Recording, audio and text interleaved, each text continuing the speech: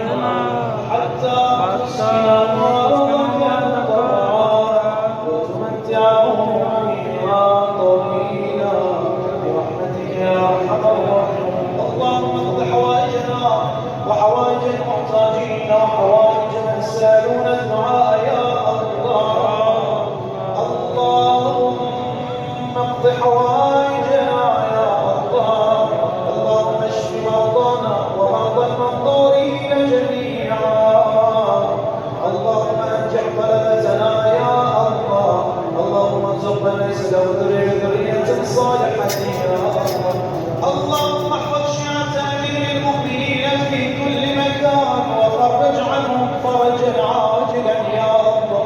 اللهم رد كل غريب واسير ومظلوم إلى أهله سالما غانما يا الله.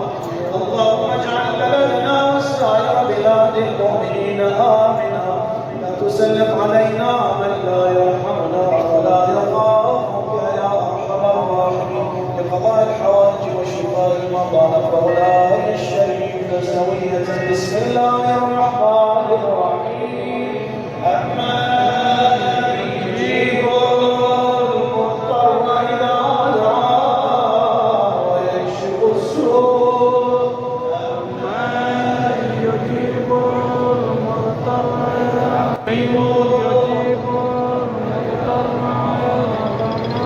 ويكشف السوء أما يجيب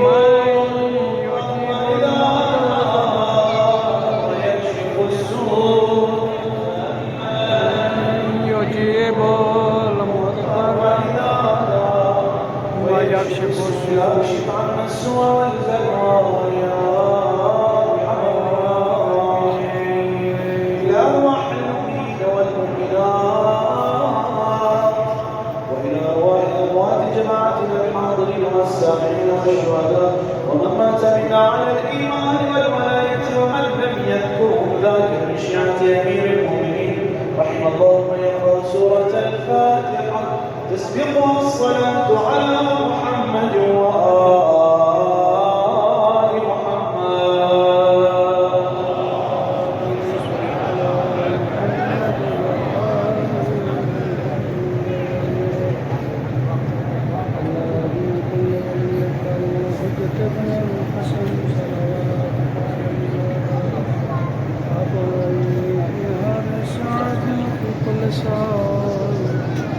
وليا وافدا وقائدا وناصرا ودليلا وعينا